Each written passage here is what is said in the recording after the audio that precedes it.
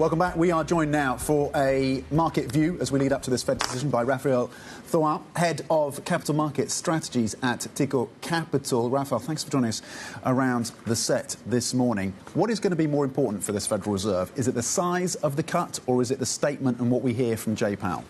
I think, Tom, you're right to start with this. We are focusing a lot about the headline news. Is it going to be 25, 50? Obviously, it matters. But there is many more ways for the Fed to carry a message. Is it going to be about the statement, the supplemental, the press conference? So the key question is indeed how much, but also why. Is it because the economy is a mess and the Fed is worried?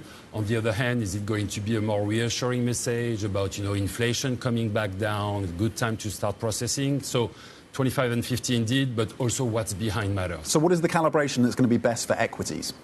That's a tough one. Back to this idea of message, in a way you can argue that if the Fed can convey the message that, the economy is okay, we're not focusing on a hard landing now. This is a normal process of normalizing the policy because it is indeed now very restrictive and getting more restrictive by the day, by the way. Then I think the market can be okay and just hug along with this idea that, Is 50 okay with a soft landing? If they go 50 today, can they make the statement to keep us in the soft landing camp? Can they deliver that kind of statement, that communication? Yeah, I think it's going to be a fine line. And I think it's going to be about Jay Powell carrying the right messages. But I think the market is willing to hear that, yes, there is no reason to panic when you look at the hard data and that the Fed is just processing its normal course as it said it did.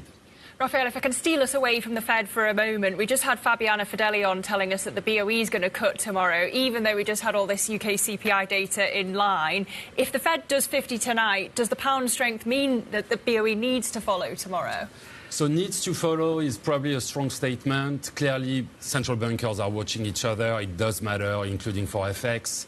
That said, the BOE had a cut in August. It was a fairly hawkish cut when you think back.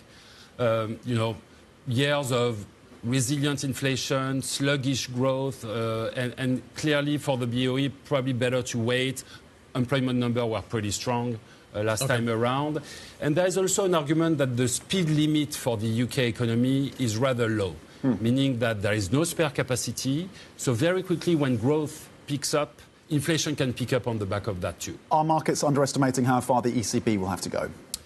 So that's a good topic too, because obviously you have similarities for the ECB, sluggish economy, slowing down pretty hard, and it's been quite a few months too. But at the same time, inflation is not behind us just yet. When you look at services inflation, the strength of the job market, there has been some disappointment. It's still a fairly steady disinflation trend, but arguably, then the ECB will have to juggle those two sides of the story. And I think back to, the 25-50 conversation, there is what they are going to do, and there is also what they should do. And maybe the forest behind the tree here is that we have a global slowdown. And this slowdown will probably require at some point to pick up the pace. The problem with all of this is that the US economy feels like it's okay right now. The European economy feels like it's a mess, and Draghi is flagging that. I guess Draghi being overdramatic in terms of the risks that reside here in Europe, and if he's not, we clearly need action right now in a big way, and I'm wondering whether the ECB should lead that. Yeah, the monetary policy will be part of the answer for sure, and it is happening as we speak. I think you're right to mention Draghi. This is a big deal too. On the fiscal front, on the political front, something has to happen. And you know what? Maybe something will happen. At Tikehau, we are very much buying into this story of European sovereignty, something we discussed before, this idea that, yes, something is brewing. There is a political will to make something happen.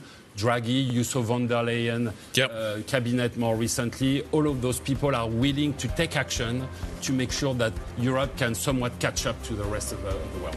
Raphael, great to see you. Thanks for stopping by to see us. We greatly appreciate it.